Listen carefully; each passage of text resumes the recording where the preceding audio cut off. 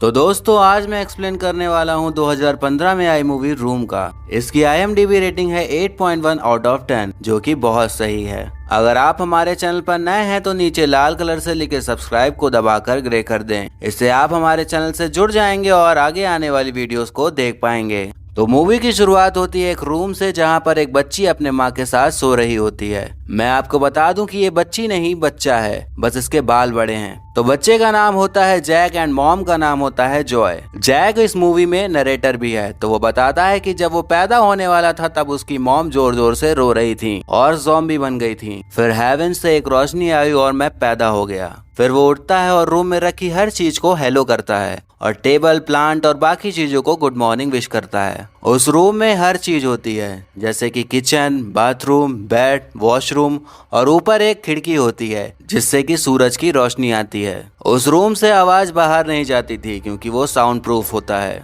वो दोनों अपना सारा दिन उसी में गुजारते हैं। जैक का बर्थडे होता है तो मॉम उसके लिए एक प्यारा सा केक बनाती है, बट जैक कहता है कि केक में कैंडल नहीं है और वो मॉम पर बहुत चिल्लाता है।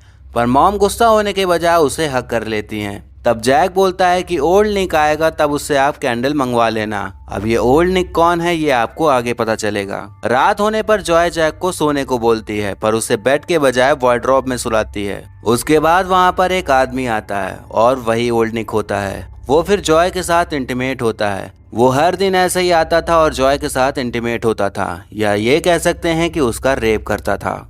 एक दिन जैक को छोटा सा चूहा दिखता है तो वो उसे पकड़ने जाती है पर जॉय उसे मार देती है। फिर उसे बताती है कि हम दोनों और इस रूम के अलावा कुछ भी रियल नहीं है, बाहर स्पेस है और खूब सारे एलियंस रहते हैं। जैक को बाहरी दुनिया के बारे में कुछ भी नहीं पता होता, वो बस टीवी में ही सब कुछ देखती थी। बट जॉय ने उसे बता रखा था कि टीवी में जो भी दिखता है वो सब फेक है। एक रात ओल्ड निक हमेशा की तरह फिर वही सब करने आता है तो जॉय वार्डरोब के बाहर आ जाता है और तब ओल्ड निक जॉय के साथ सो रहा होता है। जैक उसके पास जाता है और तभी ओल्ड निक उठ जाता है, जिससे देखकर जैक चिल्लाता है तो जॉय भी उठ जाती है और ओल्ड निक को उसके पास जाने से रोकती है। पर ओल्ड निक जॉय को गले से दबा देता है और दोबारा उसे टच ना करने को कहता है और इस चीज की सजा देने के लिए वो वहाँ का पावर कट कर देता है। अगले ही दिन जॉय जैक को सब बताने लग जाती है कि बाहर भी एक दुनिया है और जो भी तुम टीवी में देखते हो वो रियल में है। बाहर पेड़ है, घास है और वहाँ भी इंसान रहते हैं। पर जैक को कुछ भी यकीन नहीं होता क्योंकि बचपन में वो मॉम से ही सुनता आ रहा होता है कि बाहर कुछ भी नहीं है, बस रूम ही सब कुछ है।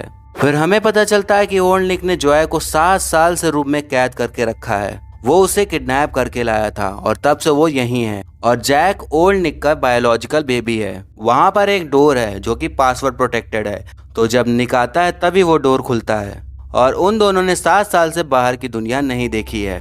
फिर जॉय वहाँ से निकलने के लिए प्लान करती है। वो जैक को गर्म पानी से उसकी बॉडी को गर्म कर देती है ताकि जब ओल्ड निक आए तो उसे बुखार है समझकर उसे हॉस्पिटल ले जाए और वहाँ पर जैक हेल्प के लिए किसी को बोल दे। पर जब निक आता है तो वो दवाइयाँ लाने की बात करता है पर जैक को हॉस्पिटल नहीं ले जाता, तो ये प्लान फेल हो जाता है। अब वो एक और प्लान करती है जो कि थोड़ा सा रिस्की होता है। वो जैक से कहती है कि उसे मरा हुआ प्रिटेंड करना है ताकि जब निक आए तो वो उसकी बॉडी बाहर ले जाए कहीं दफनाने के लिए, और जब वो अपना ट्रक चला रहा हो तो उसके रुकते ही वो वहाँ से कूदकर हेल्प मांगे। तो जॉय उसे एक कारपेट पे रोल करके फिर उसमें से निकलने की जैक को प्रैक्टिस कराती है। जॉय का प्लान होता है कि अगर जैक कारपेट में फोल्ड रहेगा तो निक उसको डेड बॉडी समझेगा और उसको देखेगा नहीं। तो निक वहाँ पर आता है तो जॉय वहाँ पर रोने का नाटक शुरू कर देती है और उसको पेड़ों के पास दफनाने को कहती है।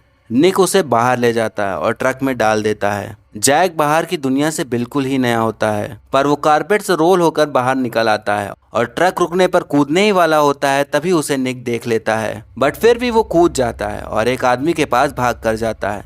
निक पुलिस के डर से उसे वहीं छोड़ जाता है। वो आदमी पुलिस बुला लेता है। फिर लेडी पुलिस जैक से पूछताछ करती है और धीरे धीरे सारी इन्फॉर्मेशन निकाल लेती है। उसके बाद जॉय को भी रूम से निकाल लिया जाता है और निक को भी अरेस्ट कर लिया जाता है। निक को 25 साल की सजा होती है। जैक और जॉय को हॉस्पिटल भेज दिया जाता है। वहाँ पे एक डॉक्टर आता है और जॉय को सजेस्ट करता है कि वो जैक को चाइल्ड केयर में भेज दे क्योंकि जॉय को वहाँ रहकर उसके दिमाग को भी काफी असर पड़ा था और वो डिप्रेशन में थी। पर जॉय डॉक्टर को साफ साफ मना कर देती है। फिर वहाँ पे जॉय के पेरेंट्स आते हैं। जॉय को पता चलता है कि अब उनके पेरेंट्स साथ नहीं रहते, उन दोनों का डिवोर्स हो चुका होता है। उसकी मॉम अब दूसरे आदमी लियो के साथ रहती हैं। जैक पहली बार बाहर की दुनिया देखने वाला था, तो उसे एक मास्क और गॉगल दिया जाता है ताकि डायरेक्टली किसी भी चीज के साथ कांटेक्ट में ना आए। वो दोनों का केस अब नेशनल न्यूज बन चुकी होती है, तो हर कोई अब उनसे बात करना चाहता था। अब वो दोनों अपने माँ के घर आ जाते हैं जहाँ पर जॉय रहा करती थी। वहाँ पर अब लियो भी रहता है।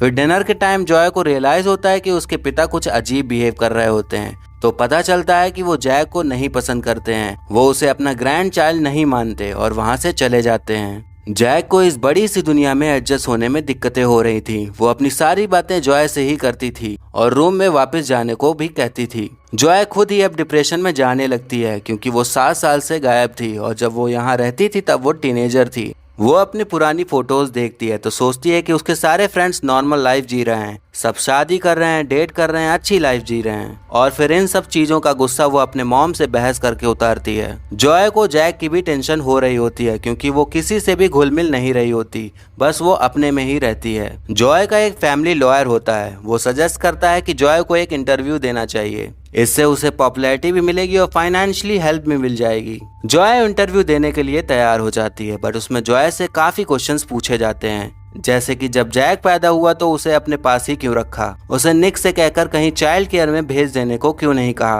क्या उसने अपना अकेलापन दूर करने के लिए जैक को अपने पास रखा, अगर वो जैक को निक से कहकर कहीं भेज देती तो शायद वो आज नॉर्मल लाइफ जी रहा होता। ये सब सुनने के बाद जॉय को बहुत गिल्ट फील होता है और वो भी सोचने लगती है कि शायद उसने सच में अपने फायदे के लिए जैक को पास रखा। फिर वो डिप्रेशन में चली जाती है, जिसके चलते वो सुसाइड कर लेती है, पर जैक देख लेता है और जॉय को फिर हॉस्पिटल में एडमिट कराते हैं। जॉय अपनी मॉम को बहुत मिस कर रहा होता है, वो चाहता है कि वो उसके पास आ जाएं। वो ग्रैंड मॉम से कहकर अपने बाल कटवा लेता है और उन्हें जॉय के पास भिजवा देता है क्योंकि उसे लगता था कि उसके लंबे बाल उसे हिम्मत देते हैं तो जॉय को भी जल्दी से ठीक होने की हिम्मत मिलेगी। फिर जैक धीरे धीरे माहौल में घुलने लगता है, वो सबसे बातें करना शुरू कर देता है। वो लियो के पेट डॉग सीमस से भी मिलता है और फिर अपने ही एज का वो फ्रेंड भी बनाता है।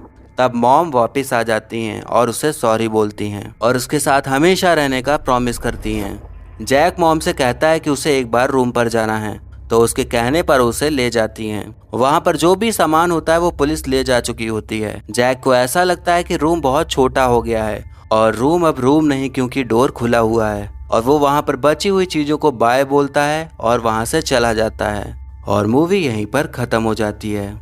तो हमें इस मूवी में किडनैपिंग के बाद की स्टोरी बताई गई है कि जब कोई किडनैप हुआ इंसान सालों बाद रेस्क्यू किया जाता है तो सोसाइटी और फैमिली मेंबर्स उसे कैसे ट्रीट करते हैं और उन्हें किस तरह से ट्रॉमा से गुजरना पड़ता है और अपने बुरे वक्त को भूलने में कितनी मुश्किल होती है। जब इंटरव्यू में जॉय से पूछा गया था कि उसने जैक को छोटे में ही निक को देकर चाइल्ड केयर में देने को क्यों नहीं कहा, मुझे तो ऐसा लगता है कि निक इतना अच्छा आदमी तो नहीं था कि वो ऐसा करता।